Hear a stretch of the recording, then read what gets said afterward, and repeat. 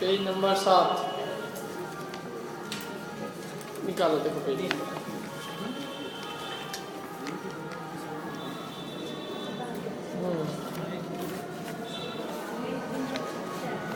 क्या करोगे?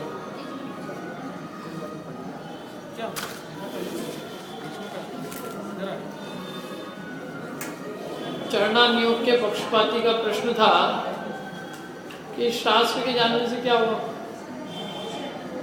धर्म के नाम पे यदि कुछ करना ही है तो व्रत पालो, उपवास करो, भगवान की भक्ति, पूजा, नाम स्मरण करो, दान दो।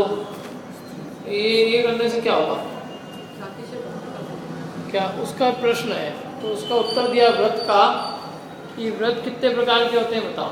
व्रत धारण करना है, पहले तो बताओ व्रत कितने प्रकार के होते हैं। व्रत 5 प्रकार के होते हैं ना, और 12 प्रकार के भी होते हैं। तो ये 12 प्रकार के होते हैं, 5 प्रकार के होते हैं, कहाँ से जाना? जिनवाणी पढ़ के जाना ना। दूसरी बात, तुम कह रहे हो अहिंसा व्रत का पालन करना है, तो अहिंसा किसकी करनी है? जीवों की। तो जीव कहाँ कहाँ पाए जाते हैं इसका ज्ञान होना आवश्यक है कि नहीं? कितने प्रकार के जीव होते हैं, कहाँ कहाँ पाए जाते हैं, तो जीवों की हिंसा से बचा जा सकता है, अन्यथा जीवों की हिंसा से बचा जा सकता नहीं है। इसलिए अहिंसा व्रत के लिए भी जीवों की ठिकाने, जीवों की जातियाँ, जीवों के भेद प्रभेद जानना आवश्यक है। और ये करणानियोग उनके भेद प्रभेद ही बताता है। जीवों की कहाँ कहाँ अवस्थाएँ किस किस प्रकार में पाई जाती है, कितनी उनकी अवगाना है, कितने उनकी योनियाँ हैं, कितने उनके कुल भेद है, कितने प्रकार के वे हैं, कितने प्रकार के उनके जन्म हैं, क्या उनके किस प्रकार की उनकी देह की, शरीर की अवगाना आदि है, क्या ये सब बताता है। तो अपने को पता चले कि कहाँ जीव उत्पत्ति होती है, कहाँ नहीं होती है, कहाँ। क्योंकि क्या है, हम जो आँखों से देखते हैं उसको ही जीव हिंसा नहीं, उस आँखों से दिखने वाली जीव हिंसा के टालने का नाम अहिंसा व्रत नहीं है। अहिंसा व्रत तो आगम से चलता है। जहाँ आगम में जीव बताए उसके होने वाली हिंसा से बचने का नाम अहिंसा व्रत है। हमारे मन बुद्धि अनुसार हिंसा से बचने का नाम अहिंसा व्रत नहीं है। बुद्धि अनुसार तो सभी मत वाले हिंसा से बचने की बात करते हैं, लेकिन उन्हें आगम का खबर नहीं है और ये नहीं मालूम है कि जीव कहाँ कहाँ पाए जाते हैं, क्योंकि उनके मत में सर्वज्ञ नहीं है और हमारे मत में सर्वज्ञ है। सर्वज्ञ ने जीवों के ठिकाने बताए हैं, तो जीव के ठिकाने बताए तो उन ठिकानों की उन ठिकानों में होने वाले जीवों की हिंसा का त्याग करना, तब वो अहिंसा व्रत होगा। ये तो दुनिया के हिसाब से तो अंशना पानी पी लो, क्या दिक्कत है उसमें? कोई को लगता है उसमें हिंसा है? तो जैन आचरण अपन ने सीखा है, इसलिए अपन कहते हैं कि पानी छान के पीना चाहिए। तो ये काहे से सीखा अपन? आगम से सीखा ना। तो जैसे पानी की हिंसा अपन ने आगम से सीखी है, जैसे और भी हर चीज़ के अंदर कहाँ कहाँ हिंसा होती है अपने को आगम से सीखना होगा। ठंडा पानी मिलाते हैं, गर्म पानी मिलाते हैं लोग, उसमें हिंसा है। व्रती जीव ठंडा गर्म नहीं कर सकता। पानी उतना ही गर्म करेगा, यदि गर्म करना है तो उतना ही गर्म कर सकता है जितना उसको गर्म चाहिए। गर्म में ठंडा नहीं मिला सकता। शीत उष्ण का मिश्रण होता जीव हिंसा का कारण है। दोनों छने में तो भी तो ठंडा गर्म में नहीं मिला सकता। शीत उष्ण योनि का मिश्रण है। धूप में बैठे हो आप, छाँव में जाते तो मुनिराज इसलिए पहले वो मार्जन करते हैं। तो ये सब बातों का जो है, सूक्ष्म बातों का बोध ये आगम के अभ्यास से होता है। मतलब चरणानियोग की भी क्या विधि है, प्रॉपर विधि क्या है, किसमें जीव हिंसा ज़्यादा होती है, किसमें कम होती है, कहाँ कितने इंद्रिय की हिंसा होती है, कहाँ त्रस की होती है, कहाँ स्थावर की होती है, स्थावरों में कहाँ संख्यात की होती है, कहाँ अनंत की होती है, किसमें कितने जीव पाए जाते हैं, इन सब बातों का ज्ञान आगम से होता है। ये बुद्धि अनुसार नहीं चला जा सकता। क्या पृथ्वी कहाँ जीव ज़्यादा पाए जाते हैं? जीव तो किसमें ज़्यादा है, किसमें कम है। जैसे निगोद राशि है, यदि वो निगोदिया जीव से स्थित, निगोदिया जीव से प्रतिष्ठित है, यानी उसमें निगोदिया जीव हैं, तो बिल्कुल त्याज्य है। क्योंकि वो निगोद तो जब भी होते हैं तो कितने होते हैं? अनंत, असंख्यात नहीं, अनंत। तो यदि किसी चीज़ में निगोद राशि है तो त्याज्य, क्योंकि वो अनंत चीज। बाकी निगोद के अलावा यदि पृथ्वी का है, जल का है, अग्नि का है, वायु का है और प्रत्येक वनस्पति का है, यदि वो है तो वो सेवन कर सकते हैं, क्योंकि उसमें असंख्या थी। और 2 इंद्रिय 3 इंद्रिय आदि है तो वो भी नहीं ले सकते, क्योंकि वो त्रस जीव, त्रस जीवों में एक भी त्रस जीव है तो उसकी हिंसा का दोष अनंत गुना है। अनंत स्थावरों की हिंसा और त्रस की हिंसा दोनों त्याज्य। तो ये सब ज्ञान कब होगा जब अपने को आगम पढ़ेंगे तो अपने पता चलेगा कहाँ कितने जीव पाए जाते हैं। इसलिए इस सब का जरूरी है। अब देखो दूसरी बात क्या कहते हैं, तो उसने क्या कहा था, तप करना ना,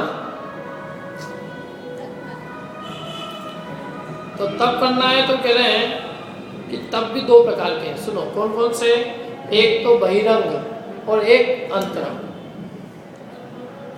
जिससे शरीर का दमन हो वह बहिरंग तप है, और जिससे मन का दमन हो वह अंतरंग तप है।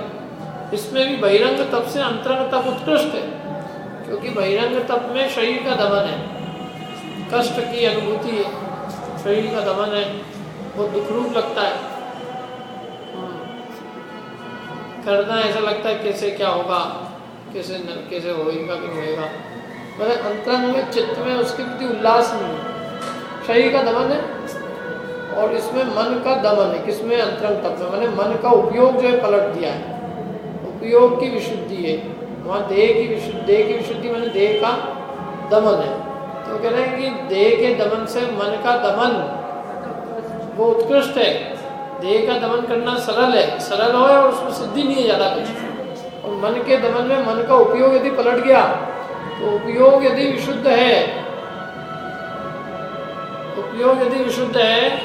तो अपने मतलब बहुत बड़ी उपलब्धि इसलिए है क्योंकि जो भी काम किए जाते हैं सब उपयोग की विशुद्धि के लिए। तो यदि हमारा उपयोग विशुद्ध हो गया, मन विशुद्ध है, तो वो कह रहे हैं कि तुम्हारे खुद को भी, चित्त को भी आनंद है और और पुण्य बंध का कारण। और यदि देह का दमन भी हो और चित्त में संक्लेश है, परिणामों में अभी विशुद्धि नहीं हुई, तो वो कहते हैं पुण्य बंध भी कदाचित ना हो। पुण्य बंध का कारण उपयोग है। पुण्य बंध का कारण अपना जो चित्त के विकल्प है वो है। पुण्य बंध का कारण केवल देह की क्रिया नहीं है, करे देह और पुण्य किसको बंधेगा, जीव को। तो ऐसा कैसे, जो जैसा करेगा उसको बंधेगा ना। तो जीव के परिणामों से जीव को पुण्य पाप बंधेगा। इसलिए देह का दमन भी करे और यदि परिणामों में विशुद्धि ना आए तो पुण्य बंध नहीं है। और अंतरंग तप में तो नियम से परिणामों की विशुद्धि का ही नाम अंतरंग तप है। वहाँ तो नियम है कि परिणामों की विशुद्धि होगी, तो परिणामों की विशुद्धि होगी तो नियम से पुण्य बंधी होगा, पाप बंध नहीं होगा। दूसरी बात कि मन लगना बहुत कठिन है। माला फेरने के लिए अपन बैठ सकते हैं, मंदिर में 4 घंटे बैठ सकते हैं, क्या अभी तो ये भी कठिन लगता है, पर फिर भी मन बैठ सकता है ना। देह यहाँ बैठा हो सकता है अपना, लेकिन मन हो सकता है यहाँ ना भी रहे, मन घूमता नहीं। इसलिए उन्होंने कहा कि उपयोग की विशुद्धि बहुत ज़्यादा कार्यकारी है, मन का दमन वो अधिक कार्यकारी है, देह का दमन इतना कार्यकारी नहीं है। इसलिए बहिरंग तप से अंतरंग तप उत्कृष्ट है। जैसे ही बहिरंग तप किस लिए तपे जाते हैं, अंतरंग तप के लिए। और अंतरंग तप का लिए किया जाता है, वीतरागता के लिए, शुद्धोपयोग के लिए। अपन ने पढ़ा था सब, असली निर्जरा का कारण तो शुद्धोपयोग तप है, और शुद्धोपयोग का कारण अंतरंग तप है, और अंतरंग तप का कारण बहिरंग तप है। इसलिए बहिरंग तप को भी तप संज्ञा है। वास्तव में तप संज्ञा शुद्धोपयोग को, क्योंकि तप निर्जरा का कारण है और निर्जरा शुद्धोपयोग से होती है।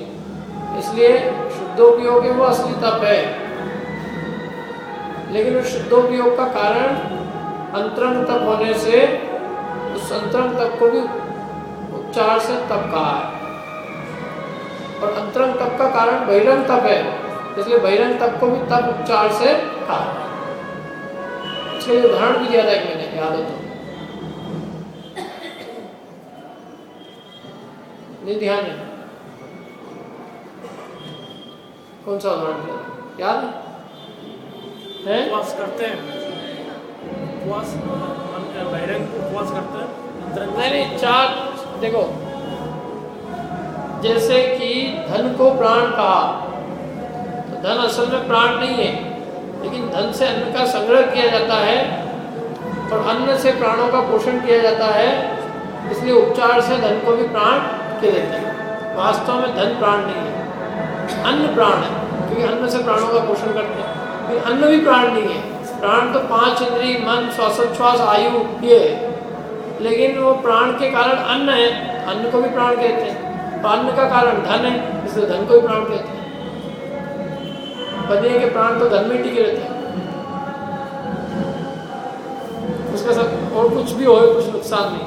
धन चले जाए तो उसके प्राण ऐसा लगता है उसको आधे चले गए, तो इसलिए धन को भी प्राण कहा जाता है ना। लेकिन धन वास्तविक प्राण है क्या, कि उपचार से कहा है, उपचार से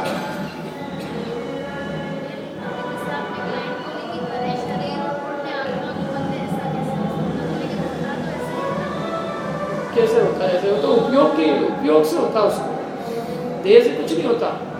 देह बाहर चल रही है और अंदर में यदि परिणाम संक्लेश होगा तो पाप बंदी होगा, और देह में भले कुछ भी नहीं हो। अच्छा, एसी में बैठा हो, मतलब उदाहरण के लिए बहुत अच्छी अनुकूलता है बैठा हो, फिर उपयोग में निर्मलता वितरागता है, उससे पुण्य बंद हो। यदि नहीं तो सारी त्रियंच चीजें देवगति चले जाते हैं। त्रियंच जितनी प्रतिकूलता सहन करते हैं उतने कोई नहीं करते, लेकिन परिणामों में संक्लेश हो जाता है तो देव नहीं जाते, तभी गति भी चले जाते। पाप पुण्य का बल उपयोग है, उपयोग परिणामों से, जीव के परिणामों से, क्योंकि पाप किसको बंध रहा है, देह को कि जीव को? जीव को। तो जीव के परिणामों से बंधेगा ना, जो करेगा उसको भी बंधेगा। परिणाम जीव करेगा, जीव को बंधेगा, क्योंकि वो तो बंध तो जीव को रहा है ना। पुण्य किसको बंधा? जीव को। तो जीव की क्रिया से जीव को बंधेगा, और दूसरा क्रिया करेगा बंधेगा जीव को, ये कैसे संभव? चेतन की क्रिया से चेतन को बंध होगा, उद्गत की क्रिया से चेतन का कुछ नहीं होगा। तो क्या बोले?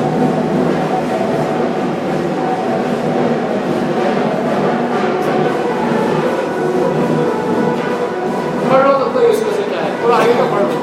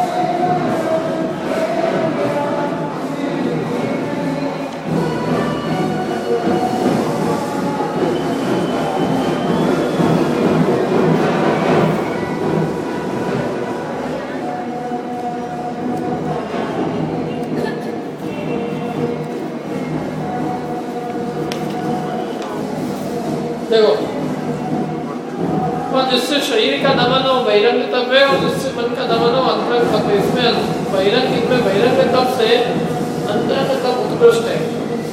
उपवास आदि तो बहिरंग तप है। क्षण उपोद पूर्णोदय 10 परित्याग, गति परिसंख्या, काय क्लेश, ये सब कौन सा तप है? बहिरंग। और ज्ञानाभ्यास अंतरंग तप है। कौन सा तप है? ज्ञानाभ्यास। कौन सा है? नाम क्या है उसका? स्वाध्याय। स्वाध्याय अंतरंग है कि बहिरंग है? सिद्धांत में भी 6 प्रकार के अंतरंग तपों में चौथा स्वाध्याय नामक तप कहा है। उससे उत्कृष्ट 2 ही है। उससे उत्कृष्ट विसर्ग और ध्यान, ये 2 ही है। यदि ये सब करिए, ध्यान कर सकते हो तो सबसे बढ़िया।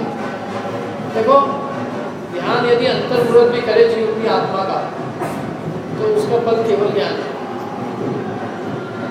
और उपवास एक दिन नहीं, 1000 वर्ष तक, 1 महीने तक भी, 1 वर्ष तक भी करे तो भी केवल ज्ञान की गारंटी नहीं है। 6 महीने के उपवास करने का भी केवल ज्ञान की गारंटी नहीं है।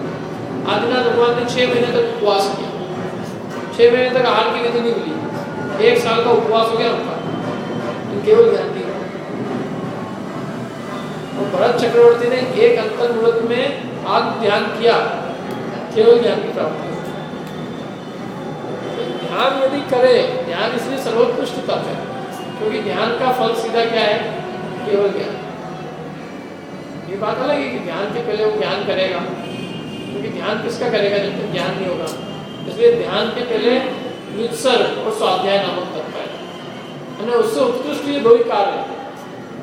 यदि मतलब ध्यान है, यदि ध्यान कर सकता हो तो सबसे बढ़िया, तो ध्यान नहीं कर सकता हो तो व्युत्सर्ग माने परिग्रह का त्याग करिए, बहिरंग अंतरंग समस्त प्रकार के, और उसके पहले स्वाध्याय।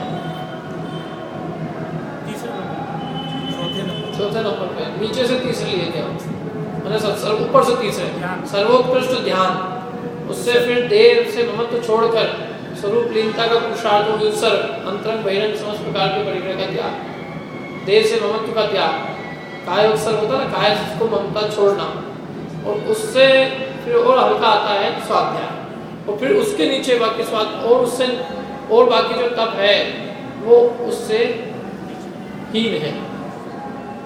तो बहिरंग तप तो सब उसके बाद में आएंगे। जिन बहिरंग तप को तो कह रहा है कि ये करो वो करो वो करो, तो वो कह रहे हैं कि वो सब तो स्वाध्याय से भी हीन, मतलब वो स्वाध्याय से उनको न्यून कहा है। उत्सर्ग यदि स्वाध्याय से उत्कृष्ट है तो वो 2 ही है, कौन कौन से, उत्सर्ग और ध्यान।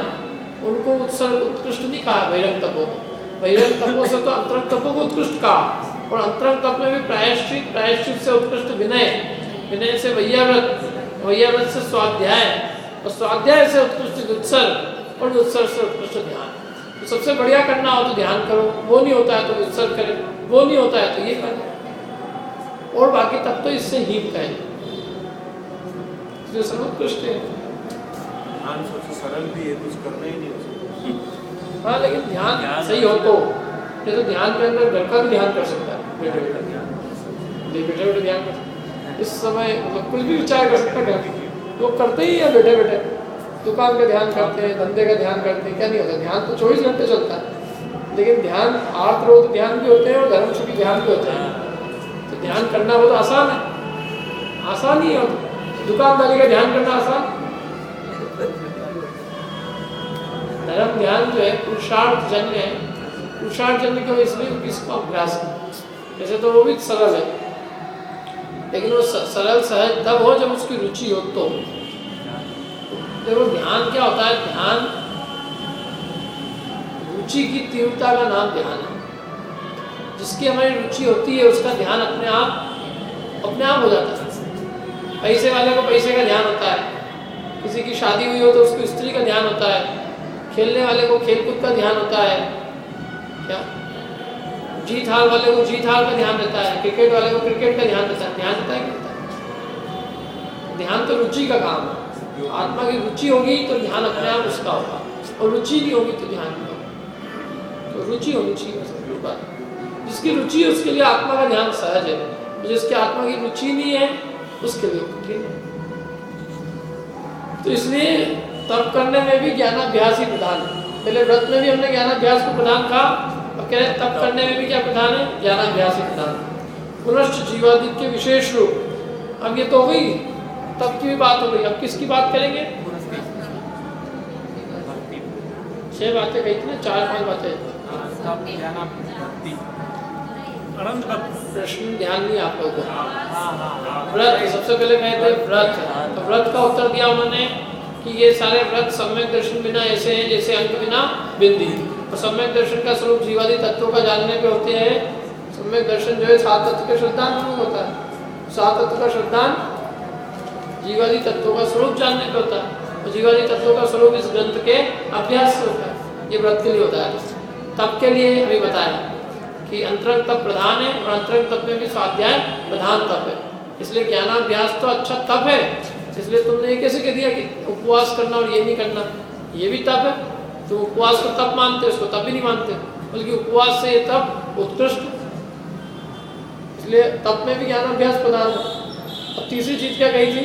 पूजन पूजन पूजन अनंत आदि की पूजा, भक्ति और नाम स्मरण, तीन बातें हैं। अनंत आदि की पूजा, भक्ति और नाम स्मरण, तीनों एक साथ है।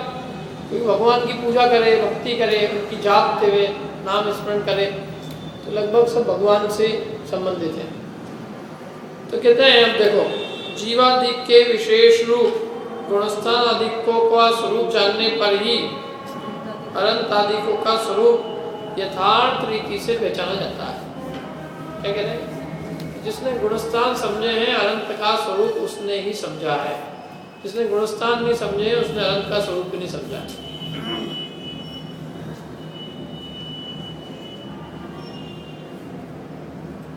तथा अपनी अवस्था पहचानी जाती है, और अपनी अवस्था भी जिसने गुणस्थान समझे उसको अपनी अवस्था भी समझ में आएगी।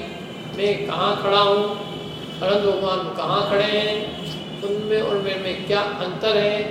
क्योंकि गुणों के स्थान पड़ेगा तब गुणों की हीनादिकता को समझेगा, किसमें कौन से गुण कम है, किसमें कौन से गुण अधिक है, किसमें क्या गुण है और किसमें क्या गुण नहीं है, और हम किन गुणों के कारण उनकी स्तुति करते हैं, ये कब ख्याल आएगा? जब गुणों के स्थान पड़ेगा, गुण स्थान पड़ेगा। क्या मैंने लोक में भी किसी की स्तुति हो और हमें यही नहीं पता कि इसमें क्या है, बस कर रहे हैं हम स्तुति,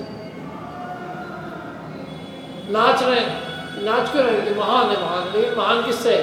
तो महान है, महान। ये पागल है कि महान है, किस बात से महान है तो बता।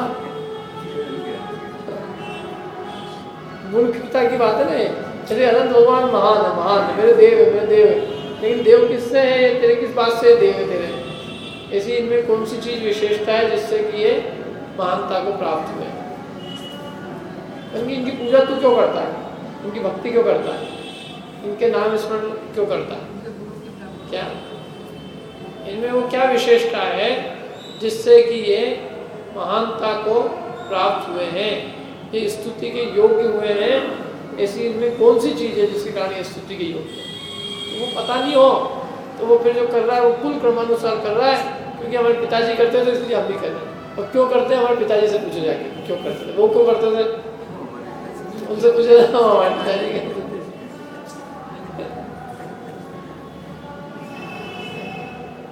तो ऐसी जो भक्ति है, कह रहे हैं वो कुछ कार्यकारी नहीं है, क्योंकि कल से पिताजी गणेश जी के जाने लग जाएंगे तो ये भी जाने लग जाएंगे।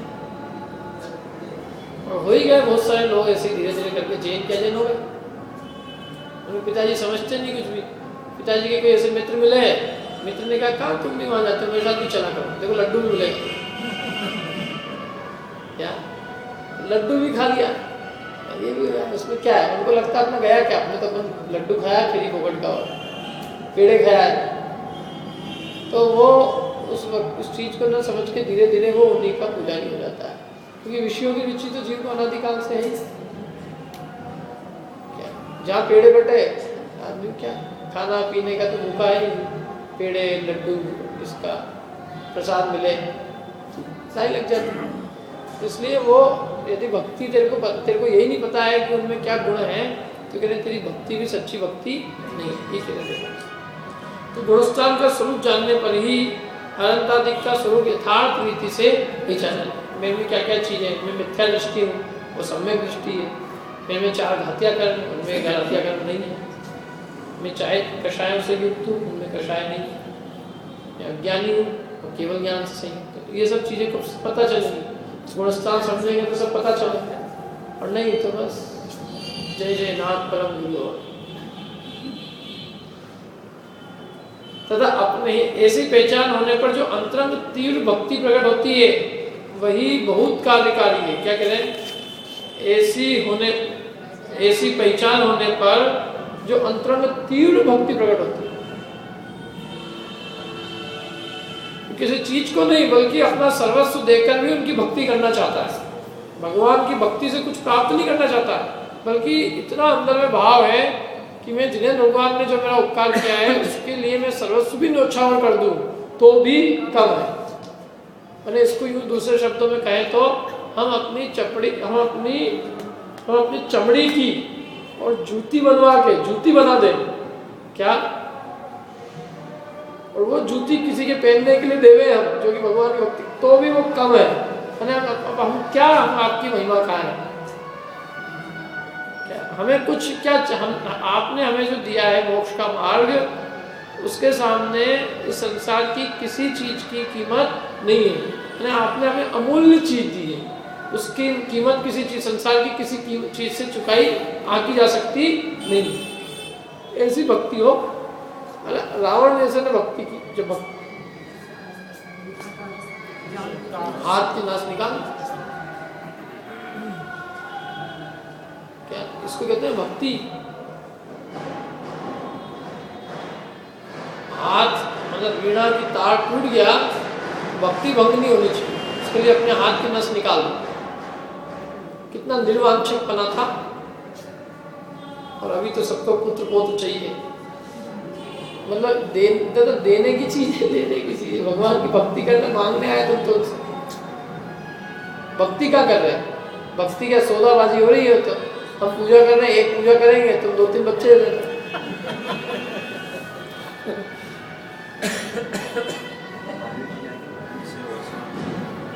तो ये कोई भक्ति नहीं है, सबकी अन्य मतावलंबी जैसे अपन ने बना रखी है। तो ये कह रहे हैं कि ऐसी पहचान होने पर, मतलब भगवान की जो गुणों से पहचान होने पर जो अंतरंग में तीव्र भक्ति प्रकट होती है, वही बहुत कार्यकारी है। तथा जो कुलक्रमादिक से भक्ति होती है, वह किंचित मात्र फल की दाता है। थोड़ा बहुत पुण्य बंद होगा तो किंचित मात्र, इसलिए कदाचित भक्ति करते करते कोई आदमी समझा दे उसे, या कदाचित वो सच्चे मोक्ष मार्ग को प्राप्त कर ले तो ठीक है, अन्यथा तो किंचित मात्र फल की दाता है। इसलिए भक्ति में भी शास्त्राभ्यास ही प्रधान। मैंने शास्त्र का अभ्यास करेगा तो अनंत का स्वरूप पहचानेगा, और फिर अनंत आदि के प्रति सच्ची भक्ति होगी, और सच्ची भक्ति होगी तो वो कार्यकारी होगी, तीव्र भक्ति होगी। अब आगे दान, ये एक बहुत बड़ी चीज है। धर्म किसी को भी करना हो तो समझते कितना देना है, कितना देना है। मेरे को 2-3 जनों ने कहा, एक बार मैं रीवा में था खासकर, तो रीवा में मेरे को एक महिला ने कहा था, तो पंडित जी अपन तो धर्म कर नहीं सकते। तो मैं समझा ही नहीं क्यों नहीं कर सकते। फिर बार बार बोलता, मैंने कहा ये करो ये करो। फिर एक दिन उन्होंने बोल ही दिया, तो पंडित जी आपको हमारी स्थिति नहीं पता है, तो हम तो कुछ भी धर्म नहीं कर सकते। मैंने कहा आपको स्थिति से क्या संबंध है, धर्म का स्थिति से क्या लेना देना है, आप करो, आप रोज आ ही रहे हो स्वाध्याय में, पूजन में, अब और क्या क्या करना है उसमें, और की स्थिति क्या करेगी इसमें। अरे नहीं, अपने पास तो कुछ भी नहीं है, तो हम कुछ दान ही नहीं दे सकते ज़्यादा, क्या कोई यात्रा नहीं कर सकते बड़ी बड़ी। तब मेरे को समझ में आया कि ये लोगों ने इसमें भी धन को घुसेड़ रखा है। मैंने कहा कि तुम एक रोटी खाते हो कि नहीं खाते हो, उस रोटी में से 1/4 हिस्सा भी निकाला जा सकता है। दान का मतलब कोई लाखों करोड़ों रुपए देना नहीं है, क्योंकि लाखों करोड़ों रुपए तो वही देगा जिसको कि उसमें मान आदि का प्रयोजन पोषण करना होता है। धन के लिए दान की मतलब जो है अपने पास में उसमें से निकाला जा सकता है। उसके लिए अधिक कमाएं और उसके लिए ये भावना करें कि हमारे पास खूब होता तो हम खूब निकालते, तो खूब क्यों होता हम खूब क्यों निकालते, जो है उसमें से निकाल दो। हाँ, उसमें से राग कम कर दो। तो वही राग नहीं कर रहे हो तो आगे होता तो राग कम करता, तो राग तो बढ़ाने की बात कर रहा है। रही बात तीर्थ यात्रा की, तो उनके तीर्थ यात्रा जाके क्या करते हैं, जो काम तुम तीर्थ यात्रा में करते हो यहाँ भी कर सकते हो, ऐसी बात नहीं है। क्या उपयोग पूरा अपना यहाँ भी लगा सकते हो। और मैंने कहा तीर्थ यात्रा में कितने लगते हैं पैसे, अरे नहीं हम अकेले जाएं तो क्या है, कोई परिवार वालों को तो ले जा सकते हैं। मैंने कहा भैया सिंपल काम कुछ करना हो तो उसके लिए कोई अधिक धन की आवश्यकता नहीं है। हाँ, यदि तुमको पत्रिकाओं में फोटो डलवाना हो अपना तो उसके लिए चाहिए, क्योंकि उसके लिए कम से कम 11-21 हज़ार रुपये से कम का कोई काम नहीं है। फिर फोटो के कितने 25 से कम से कम पेम्पलेट बनते हैं, तो एक पेम्पलेट ही कम से कम 400-400 500-500 का होगा, तो 10 पेम्पलेट 5000 के, तो एक आदमी से कम 10-20 हज़ार तो ले गए। तो मैं क्या फोटो लगवाना हो उसके अंदर तो 20 हज़ार चाहिए। नहीं तो तुम्हें फोटो का शौक नहीं है, तो तुम्हें धर्म ही करना है, तो तुम्हें धन की कोई आवश्यकता नहीं, बल्कि धर्म और धन का 36 का आंकड़ा। जितने दानवान है ना ये स्वाध्याय में नहीं बैठ सकते एक भी। जितने के फोटो देखते हैं ना अपना आसपास जो भी सारे, कभी देखा है एक में एक आध कोई आ गए ज्ञानी जी जैसे गलत बात से क्या, बाकी किसी को मैंने नहीं देखा, वो सब फोटो के काम है वो सारे। क्या क्यों? क्योंकि उसकी उसमें रुचि नहीं। उसकी रुचि तो ये है कि 1 लाख कमाओ, 10 इधर दो, थोड़ा बिजनेस भी बढ़ेगा, लोग जानेंगे नहीं सही पैसे का करे भी क्या, 2 नंबर का इतना अलग कहाँ रखे उसको रखने की जगह नहीं, वो करे भी क्या, थोड़ा बिजनेस भी तो बढ़ाना है, लोग भी जाने अपन है कुछ। बाकी कोई अंतरंग आत्म रुचि हो उसको कि भाई मेरे को मोक्ष मार्ग में लगना है और मेरे को राग घटाना है, लोगों को मोक्ष मार्ग के कामों में लगाना है, ज्ञान के काम में लगाना हो, रत्नत्रय में लगाना है, ऐसी कोई रुचि। क्योंकि रत्नत्रय के काम ही कहाँ है, कुछ तो ऐसे काम है मैं देखता हूँ उसमें, मैंने कहा क्या करते रहे युवक युवती परिचय सम्मेलन मैंने उसमें मोक्ष मार्ग का कोई काम कोई लेना देना नहीं। सामाजिक ठीक है, सामाजिक स्तर पर ठीक है, बढ़िया है, कम से कम जैन जैनी से ही करेंगे क्या, लेकिन मोक्ष मार्ग की बात बताओ कि उसमें मोक्ष मार्ग क्या है, रत्नत्रय क्या है, सम्यक दर्शन, सम्यक ज्ञान, सम्यक चारित्र क्या है, 7 तत्व की चर्चा, देवशास्त्र गुरु का श्रद्धान, सफल भेद विज्ञान, या 12 प्रकार के व्रत, 12 प्रकार के तप, इनकी कोई चर्चा है नहीं। तो हम तो मोक्ष मार्ग, दान तो उसका नाम है जो मोक्ष मार्ग के लिए किया जाता है। दान इसलिए 4 प्रकार का कहा उन्होंने, दान 4 प्रकार, वो 4 संघ को दीजिए, और उसमें चारों प्रकार के दान में अधिक धन की आवश्यकता ही नहीं, न आहार दान में है, न औषध दान में है, न अभय दान में, न ज्ञान दान। आहार और औषध दान मोक्ष मार्गियों को दिया जाता है, जो मोक्ष मार्ग की सतत आराधना में लगे हैं, उनकी मोक्ष मार्ग की निर्विघ्न साधना के लिए हम आहार और औषध का दान करते हैं। और वे मुनिराज अभय और ज्ञान दान देते हैं। सब 6 काय के जीवों को अभय दान देते हैं और हम आप सबके लिए ज्ञान का दान देते हैं। तो ये है व्यवस्था, इसमें धन का क्या लेना देना, कोई रोल ही नहीं है इसमें। और फिर भी लौकिक समझ लो, अपने को जो कुछ करना हो तो उसके लिए जिनवाणी का ज्ञान है, जिनवाणी मतलब शास्त्र दान है, वस्ती का दान है, अथवा शास्त्र पढ़ने के लिए कोई अनुकूलता है तो वो तो फिर भी समझ में आए, लेकिन बाकी तो दान नहीं खिलाता। भंडार में गुप्त दान करते हो कि दान, वो दान है ना, तो मोक्ष अपने मंदिर के आयतन के लिए ठीक है। मंदिर के लिए ना 9 स्थान होते हैं, तीर्थ क्षेत्र है, तीर्थ क्षेत्र के लिए हुआ, या तीर्थ क्षेत्र के अलावा जिनवाणी के लिए हुआ, मंदिर के लिए हुआ, प्रतिमा के लिए हुआ, वेदी प्रतिष्ठा आदि के लिए हुआ, ये तो फिर भी योग्य है। लेकिन इसके अलावा जो धूमधाम में ढमढमाढ़म के लिए कोई दान नहीं, वो उसका सीधा संबंध मोक्ष मार्ग से होना चाहिए। ये तो दान के नाम पे तो रोटरी क्लब में भी डालते लोग, गरीब भूखों को खाना खिलाना, पानी देना, तो ये सब दया दान में आ सकते हैं, लेकिन इनका मोक्ष मार्ग से कोई संबंध नहीं है। मोक्ष मार्ग का संबंध तो जिससे उसका रत्नत्रय बढ़े उस जीव का, उसका नाम दान है। मोक्ष मार्ग में तो वो दान का क्या बढ़े, उससे उसका मोक्ष मार्ग बढ़े, मतलब रत्नत्रय बढ़े, आत्म साधना बढ़े, वो है। देखो इसमें भी और दिया आगे। तो दान 4 प्रकार का है, आहार दान, औषध दान, अभय दान, ये 3 है ना, 3 तो कह रहे हैं आहार दान, औषध दान और अभय दान। ये तो तात्कालिक क्षुधा के दुख को, देखो आहार दान से कितनी समय की तकलीफ दूर होगी, थोड़ी सी। अपन तो यहाँ जिन दानों की बात कर रहे हैं ना, वो भी 4 जो जिनवाणी में कहे वो, उनके अलावा बाकी की तो बात ही नहीं करते। वही तो पहले इनके भी आ जाए। आहार दान तो कह आहार दान में कितनी देर का दुख दूर करेगा, 4 घंटे का, 5 घंटे का समझ लो, क्षुधा के दुख को दूर करेगा। और औषध दान रोग के दुख को, जब तक दूसरा रोग नहीं आया तब तक। और अभय दान मरणादि के भय को दुख दूर करेगा, माने इस भव में कोई भय नहीं होगा, उसको मरेगा नहीं, तो इस भव का भय दूर हुआ।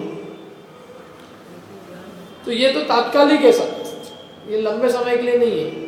अभय दान भी इस भाव से ज्यादा दुख दूर नहीं करेगा।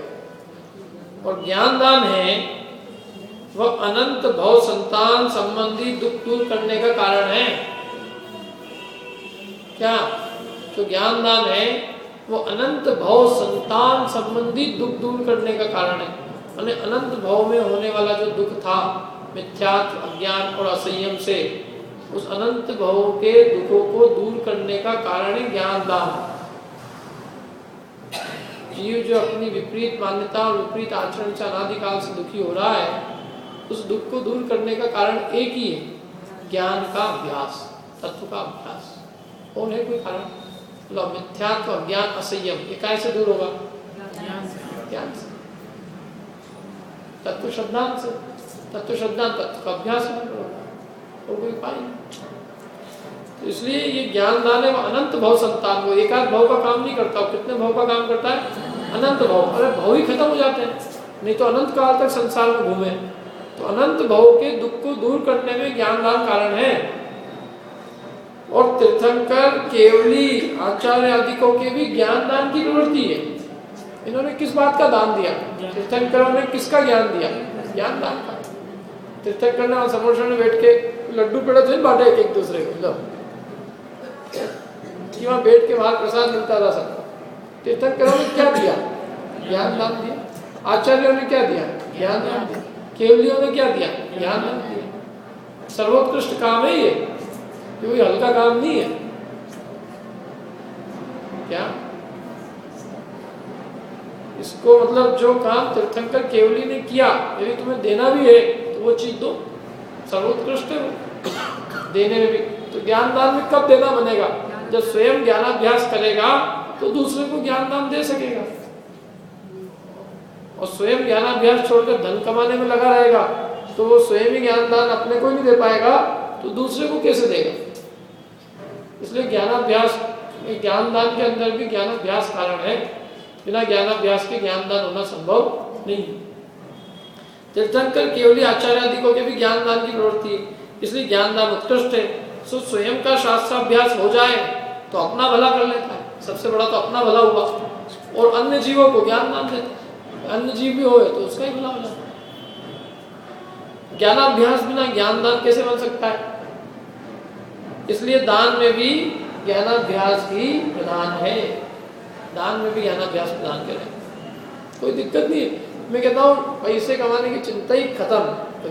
मतलब पैसे कमाने की, भाई मैं होगा तो मैं खूब दूंगा, ये विकल्प ही खोटा है। क्योंकि ये विकल्प मतलब क्या है कि पहले मैं पाप करूंगा, कीचड़ लगाऊंगा और फिर उसको धोऊंगा। तो पाप लगाने करने की जरूरत ही क्या है? कीचड़ लगाने की जरूरत ही क्या है? क्या कीचड़ धोने के लिए कीचड़ नहीं लगाया जाता, कीचड़ लग जाता है तो उसको धोया जाता है। ऐसे दान के लिए कभी धन नहीं कमाया जाता।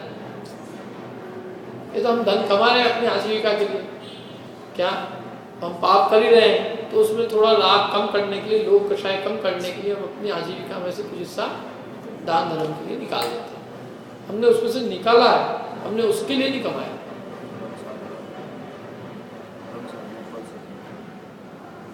क्या इसलिए सहजता का काम है, तो उसके लिए कोई आवश्यकता ही नहीं। और ये जो है, ये सबसे बढ़िया काम तो ये है तुम स्वयं अपने आप को ज्ञान दान दो। क्योंकि ये पैसे का दान तो कोई भी दे सकता है, इसमें कोई बड़ा काम नहीं है, लेजी दान है आलस्यों का। और ये स्वयं उसमें लगना और स्वयं लग के अपने आप को मोक्ष मार्ग में लगाना, ये अपने लिए अपने को बहुत बड़ा दान है। स्वयं को दान है, ठीक है नहीं? और यदि वो ये धन कमाने में लगा रहेगा तो इसमें कैसे लगेगा? अपने आप को ज्ञानाभ्यास नहीं कर पाएगा। तो ये हो गया एक, ठीक है। इसके बाद में अब आप पढ़ना है उदासीन होने वाला प्रकरण आप पढ़ना। अब देखो मैं इस पे आओ, पेज नंबर जो मेरे को खास पढ़ाना था इसके अंदर, इधर आओ, पेज नंबर निकालो 111 पेज नंबर, सॉरी नहीं 14 पेज नंबर 14 निकालो। बाकी बीच का आप लोग पढ़ना घर पे। अब 14 ये बहुत खास है। 14 देखो, पुनश्च तीसरा पैराग्राफ ऊपर से, अर्थ का पक्षपाती कहता है कि इस शास्त्र का अभ्यास करने से क्या है? इस शास्त्र का अभ्यास करने से क्या मिलने वाला? सर्व कार्य धन से होते हैं, सारे काम पैसे से होते हैं आज के जमाने में। आज की क्या, पहले के जमाने में पैसे नहीं होते, क्योंकि उस जमाने में भी उन्होंने ये लिखा कि सारे काम कैसे होते हैं? धन से होते हैं। अब तो डबल हो गया है काम, धन से प्रभावना आदि धर्म उत्पन्न होते हैं। सारे प्रभावना, बड़े बड़े यदि टेंट हाउस लगाना हो, बड़े बड़े आयोजन करना हो, तो सब धन से ही होते हैं। धनवान के निकट अनेक पंडित आकर उपस्थित होते हैं, चाहे जो उसको बुला लें हम पैसे से। क्या पैसा हो तो आप क्या बात करो, अपने आगे पीछे घूमते 10 को घुमा ले हम। और अन्य भी सर्व कार्यों की सिद्धि होती है। इसलिए धन प्राप्ति का उद्यम करना है, क्या पैसे कमाने का उद्यम करना, पैसे से ही सब धन वन सब हो जाए, धर्म भी हो जाएगा। कहा तुम शास्त्राभ्यास की बात लेके बैठ गए, ये जीव कांड है, इससे क्या हो जाएगा? पैसा होगा तो अपन 10-20 नौकर रख लेंगे, पंडित नौकर रख लेंगे, पंडित से कहेंगे जाओ कुछ प्रोफेशन करके। ऐसे लोगों की सोच है ऐसी बहुत। क्या मेरे को तो बहुत लोगों ने ऐसा उपदेश भी दिया, मैंने कहा पढ़ो इसको क्या लिखा है यहाँ पे। उससे कहते हैं अरे पापी, महापापी बुद्धि है, ऐसी बुद्धि जिसके उत्पन्न हो कौन है? पापी नहीं तो और कौन है? देख, धन कुछ अपने करने से उत्पन्न नहीं होता। सबसे पहली बात तो भाग्य से होता है, तेरे करने से होता है। करने से होता तो तेरी इच्छा तो ऐसी है मैं आज ही अरबपति हो जाऊं, तो कर ले अपने अरब पैदा। 1 के 4 कर ले, 4 के 1 हो जाते, 1 के 4 कर ले। तो धन तो अपने करने से नहीं होता, धन तो कैसे होता है? भाग्य से होता है। और सुनो भाग्य कैसे होता है? ग्रंथाभ्यास आदि धर्म साधन से जो पुण्य की उत्पत्ति होती है उसी का नाम भाग्य। ग्रंथ का अभ्यास करोगे, शास्त्राभ्यास करोगे तो उससे क्या बनेगा? पुण्य बनेगा, उस पुण्य का नाम भाग्य। इसलिए धन प्राप्त होना है तो शास्त्राभ्यास करने से कैसे नहीं होगा? शास्त्राभ्यास करने से कैसे नहीं होगा? यदि धन होना ही है तेरे को, तेरे भाग्य में लिखा है, तेरे पुण्य का उदय है, तो शास्त्राभ्यास करने से तो पुण्य बढ़ेगा ना। क्या तो धन कैसे नहीं होएगा? यदि होना है तो होएगा, शास्त्राभ्यास करने से और होएगा। और यदि नहीं होना है, और धन यदि नहीं होना है तो शास्त्राभ्यास छोड़ देने से, माने नहीं करने से कैसे हो जाएगा? तेरे पुण्य पाप का उदय है, नहीं होना है तो शास्त्राभ्यास छोड़ के पाप कामों में लगेगा तो उससे हो जाएगा। पाप करने से, पाप बंद करने से क्या धन की प्राप्ति होगी? और पाप बढ़ेगा, और नहीं आना, और नहीं आएगा। आना हो तो नहीं आएगा। जो अपने को मिलता है ना वो अपने मेहनत से नहीं मिलता, तो मानते हैं अपनी मेहनत से मिलता। ये सब अपने पूर्ण पुण्य की कमाई है। और जिसको नहीं मिल रहा है उसके पूर्ण पाप का उदय है। तो इसलिए कहते हैं तुम शास्त्राभ्यास में क्यों शिथिल होते हैं? क्या यदि नहीं होना है तो शास्त्राभ्यास नहीं करने से कैसे होगा? इसलिए धन का होना न होना तो उदयाधीन है, अपने हाथ की बात नहीं, तो उदयाधीन है। फिर भी अपने को नहीं होता है तो अपन उतना पुरुषार्थ करते हैं दिन भर के 6-8 घंटे जो भी अपने को, क्योंकि अपना मन नहीं मानता ना, होना तो नहीं होना तो उदयाधीन है। तो वो कहते हैं शास्त्राभ्यास में क्यों शिथिल होते हो? क्या वो तो होना है तो होएगा, नहीं होएगा तो नहीं होएगा, तुम तो उसके विकल्प छोड़ दो। तो उसके चक्कर में अपने शास्त्राभ्यास को क्यों छोड़ते हो? और सुनो, धन हो भी गया यदि खूब तो सुनो तो सही, वो धन कैसा है? वो धन वो तो विनाशी के, नष्ट होने वाला है, उसे कोई ठिकाना नहीं कब तक रहेगा। आज करोड़पति है, कल रोड़पति हो जाए, कुछ भी हो जाए। संसार में कितनी प्रतिकूलता है, कब क्या हो जाए, कौन सा रोग आ जाए, शोक हो जाए, कब किसका मरण हो जाए, क्या। इसलिए वो विनाशी के, भय संयुक्त है। जब तक रहता है तब तक डर से रहता है, चले नहीं जाए, चले नहीं जाए, चले नहीं जाए। धन बीमारी को लेके आता। किसी महिला को अपने समझ लो कोई आभूषण दे दिए तो उसको एक साथ में भय की पुड़िया भी दे दी, दिन भर क्या। मैं तो प्रैक्टिकल सब देखता रहता हूँ, मैं तो अपने घर में भी समझाता हूँ। मैंने कहा तुमने बीमारी ले रखी है बहुत, क्या।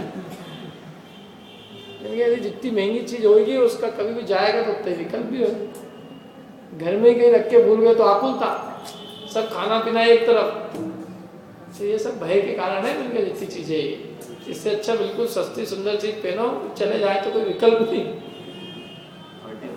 क्या कुछ भी हो पहनने का शौक ही क्या, पर फिर भी पहनना नहीं पहनना, ये तो भय के कारण है, डर का कारण। और शिखर जी की यात्रा जाए तो पहले ये निकलेगी नहीं, निकलेगी नहीं, क्या और कदाचित एक आध चीज ऊपर पहन गए गलती से, वो उन्होंने कहा है कि इसके कारण जान भी चली जाती है, तो उतार भी नहीं सकते क्योंकि बीच में पता चला कि तो पहन क्या गए अपन, तो उतारेगा। तो पूरे रास्ते भर कहीं कोई मिल नहीं जाएगा, कोई मिल नहीं जाए, कोई मिल नहीं, जो आदमी को दिख जाए दौड़ता हुआ तो इसलिए आया। आपके जेब में जरा सा कुछ माल आ जाए ना, और माल लेके जाओ, फिर आप कहीं पे देखो, आप डर लगा रहता है, लगा रहता है। जेब में समझ लो लाखों रुपए लेके चलते हो ना, तो उपयोग अपना नहीं लग सकता चीज। इसलिए भय के कारण धन है वो भय संयुक्त है, वो पाप से उत्पन्न होता है, तो पुण्य से नहीं आता। कितने छल कपट, क्या सामने वाले को ये करना, वो करना, उसको समझाना, माथा दुख जाए, पाप से उत्पन्न होता है। और आगे नरकादि का कारण इतने संकलेश भाव से क्या बंधेगा, पाप ही बंधेगा। इसलिए कह रहे हैं तुम जिस धन की प्राप्ति की बात कर रहे हो वो कैसा है, तो सुनो कि वो धन तो पाप संयुक्त है, विनाशी है, भय संयुक्त है, पाप से उत्पन्न होता है, नरक का कारण है, फिर भी तुमको चाहिए। और सुनो ये शास्त्राभ्यास कैसा है, और यह शास्त्राभ्यास रूप जो ज्ञान धन है वो अविनाशी है। एक बार सम्यक ज्ञान की प्राप्ति हो जाए तो केवल ज्ञान होने तक बना रहता है, उसमें ज्ञान नष्ट नहीं होता। एक बार सम्यक की प्राप्ति हो गई, सम्यक ज्ञान की प्राप्ति हो गई, तो केवल ज्ञान में जाके मिलता है, और केवल ज्ञान अनंत काल तक रहता है, अविनाशी है। और भय रहित है, उसमें किस बात का भय है? ज्ञान को कोई चुरा सकता है क्या? और सब चीज जा सकती हो, लेकिन ज्ञान नहीं जा सकता। लोक में भी कहा जाता है कि ज्ञान जो है उसको कोई चुरा नहीं सकता, बल्कि जो जो खर्च करो तो बढ़ता जाता है। वो धर्म रूप है, शास्त्राभ्यास धर्म रूप है, और आगे भी स्वर्ग मोक्ष का कारण है। इसलिए महंत पुरुष तो, महान लोग तो धनाधिक को छोड़कर शास्त्राभ्यास में लगते हैं, और तुम पापी शास्त्राभ्यास को छोड़कर धन उत्पन्न करने की बड़ाई करते हो। सब तुम अनंत संसारी हो, तुम इसकी बड़ाई करते हो, इससे जान पड़ता है कि तुम्हारा संसार अभी बहुत लंबा बाकी है। तुम्हारे बुद्धि में, तुम्हारे दिमाग में बात आई कैसे होता? तथा तुमने कहा प्रभावना आदि धर्म भी धन से ही होते हैं, ये भी सुन लो। तुमने कहा सब चीजें धन से ही होती है। सो प्रभावना आदि धर्म है, एक किंचित सावध्य क्रिया संयुक्त है। सावध्य माने पाप रूप है। जुलूस निकालना है तो हाथी चलाओगे, तो हाथी कोई एरिया समिति से थोड़ी चलेगा जीवों को देख देख के और हाथी में बैठोगे तो हाथी की हिंसा नहीं करोगे। और बैंड बाजे नहीं, जो भी निकालोगे, रास्ते में जो भी जीव चलेंगे तो वो सब चलेंगे तो देख के तो ही चलेंगे, हिंसा करते हुए चलेंगे। तो उसमें तो पाप संयुक्त है वो सारी चीजें। अच्छा बड़े बड़े कुछ चीज लगाओगे, कुछ भी लगाओगे, तो वो लगाओगे तो उसके लिए बड़ी पैसा जोड़ना पड़ेगा। पैसा जोड़ने के लिए 10 से मांगना पड़ेगा। मांगने में कोई क्या कहेगा, कोई क्या कहेगा, उसका हिसाब रखना, किताब रखना, कितने संकलेश के काम है। सामाजिक काम सबसे ज्यादा संकलेश है। घर का हिसाब में इधर उधर हो जाए तो कोई चिंता नहीं, इधर का उधर हो जाए तो मंदिर किसी भी चीज का, क्योंकि अपनी जेब से देना भी नहीं है और रखना भी नहीं। जिसको रखना भी नहीं तो उसको तो विकल्प का कारण खुद बना, वो एक टेंशन का कारण है। इसलिए क्या के लिए चक्कर में, मतलब वो सब सावध क्रिया है। सब जो भी तुम कह रहे हो प्रभावना अभावना, ये सब प्रभावना में विकल्प की कारण है। इसलिए ये सब किंचित सावध क्रिया है। उनसे समस्त सावध्य रहित, माने हिंसा नहीं, झूठ नहीं, चोरी नहीं, कुशील नहीं, परिग्रह नहीं, कोई पाप नहीं, समस्त सावध्य रहित शास्त्राभ्यास रूप धर्म है वो प्रधान है। यदि ऐसा न होता, यदि शास्त्राभ्यास रूप धर्म प्रधान न होता, ये सब प्रभावना वगैरह प्रधान होता धर्म, तो गृहस्थ अवस्था में प्रभावना आदि धर्म साधते थे। कौन? तीर्थंकर आदि। तो उसको छोड़कर संयमी होकर शास्त्राभ्यास में क्यों लगते? कोई जीव उन्हीं क्यों बनता है, क्यों शास्त्राभ्यास में लगते हैं? यदि ये प्रभावना ही करनी है, प्रभावना धर्म महान है, तो फिर संयमी होती, मतलब संयम गृहस्थ अवस्था में होते थे सब काम। तो गृहस्थ अवस्था के सब काम छोड़कर और संयम अंगीकार करके शास्त्राभ्यास में क्यों लगे? और सुनो आगे कहते हैं, तथा शास्त्राभ्यास से प्रभावना आदि भी विशेष होती है। सच्ची प्रभावना होती है, उससे सच्चे धर्म का स्वरूप समझा जाता है और यथार्थ धर्म की प्रभावना होती है। ये तो धर्म के नाम पे ढोलक बजते हैं बस दिमाग में। तथा तुमने कहा धनवान के निकट पंडित भी आके उपस्थित होते हैं। तुम ये कह रहे थे ना हम तो 10 को रख लेंगे और उसे सीख लेंगे, लोग होते हैं ट्यूटर, घर पे आके पढ़ाओ, एक एक को पढ़ाते रहे सुबह से शाम तक, तो एक सुबह एक वो एक वो एक वो एक वो एक वो, अरे बोला आप जो फीस होगी दे नहीं। मैंने कहा इसको आना तो मंदिर में पढ़ जाओ। देखो क्या है, थोड़ी उसकी विनय होवे ना, नहीं तो अपन उसको बुला रहे हैं पढ़ने के लिए पैसे देके, तो अपने अंतर में विनय नहीं होगी, विनय नहीं होगी तो विद्या नहीं आएगी। क्या विनय से विद्या आती है, विद्या दराती है, विद्या विनय भी देती है, विनय से विद्या आती है। तो अपने अपना पहले अहम हो, मैं तो पैसे वाला हूँ, किसको बुलाना है, इसको बुलाना उसको बुलाना, 2 की जगह 3 दे दूंगा, 3 की जगह 4, तो ये धन से नहीं आती विद्या। तुम तो फिर धनवान जिसको बुलाओगे तुम तो उससे वैसी चीज सीखोगे, वो भी उतनी सिखाएगा। तुम्हारी एक तो तुम्हारे कोई दोष होगा तो बता नहीं सकता, क्यों नहीं बता सकता, तो उसको भय है कि भैया मेरी तनख्वाह खत्म हो जाएगी, मेरी नौकरी चली जाएगी, तो वो क्यों, वो तो तुम्हारे गीत ही गाए। इसलिए धर्म का काम पैसे से नहीं होता, क्योंकि धर्म जो है ना अपने दोषों को जानने का नाम है, अपने अज्ञान मिथ्यात्व जो अनादिकाल से चल रहा है, अपनी भूल को जानने का नाम धर्म है, और यथार्थ वस्तु स्वरूप को समझना वो धर्म है। अपनी क्या, अपनी मान्यता, अपनी विपरीत मान्यता अपने को सच्ची चीज समझने से रोकती है, अपनी विपरीत मान्यता, और जो सच्ची यथार्थ वस्तु का स्वरूप है वो अपने को एकदम स्वीकार नहीं होता। तो इसलिए वो यथार्थ वस्तु का स्वरूप कहने के लिए वो समर्थ हो, वो बिल्कुल निर्भीक हो, कोई दिक्कत नहीं है, तो बंद करना तो बंद कर, कोई दिक्कत नहीं, हमें क्या मिलता। तो वो बताकर अपने दोष बता सकेगा, नहीं तो नहीं बता सकेगा। तो उन्होंने कहा कि तू कह रहा है कि धनवान के निकट पंडित आकर उपस्थित होते हैं, तो लोभी पंडित हो, उसका लक्ष्य धन हो, और तू अविवेकी हो, तेरे में विवेक नहीं, क्या करना चाहिए, तो अविवेकी धनवान हो, वहां ऐसे ही होता है। और शास्त्राभ्यास वालों की तो इंद्राधिक सेवा करते हैं। क्या क्या कह रहे हो, तू इतनी छोटी चीज के अंदर मांग रहे थे, 4-5 हजार रुपये, 6,000 7-7 हजार रुपये, इतनी वैल्यू मान रखी तुमने उसकी, अरे उसकी तो इंद्राधिक सेवा करते हैं। यहाँ भी बड़े बड़े महंत पुरुष दास होते देखे जाते हैं। इसलिए शास्त्राभ्यास वालों से धनवान को महंत मत जानो। तथा तुमने कहा धन से सब कार्य सिद्धि होती है, सो धन से तो इस लोक संबंधी कुछ विषयाधिक कार्य ऐसे सिद्ध होते हैं जिनसे बहुत काल तक नरक आदि दुख सहन करने पड़ते हैं। क्या हो जाएगा उससे, मिल क्या जाएगा, धन हो जाएगा तो क्या करेगा ये, उससे विषयों का ही पोषण करेगा, अपने घर की टाइल्स बदलेगा, बाथरूम की टाइल्स बदलेगा, जो फर्नीचर है बहुत दिनों का सोफा सेट है वो बदलेगा, जूते चप्पल बदलेगा, कपड़े बदलेगा, महिलाएं हैं तो आभूषण बदल लेगी, मकान बदल लेगा, गाड़ी बदल लेगा, और क्या करेगा उससे ज्यादा बदलेगा। वो अभी है उसके पास, ऐसा नहीं है, आ जाएगा तो बदलता रहेगा, ये ढूंढता रहेगा रोज बाजार में जा जाएगा कौन सा नई डिजाइन का फर्नीचर है, क्या करेगा। देखो सब काम दुनिया में सबके होते हैं, नहीं होते उसके भी होते हैं, और होते हैं उसके भी हो जाते हैं।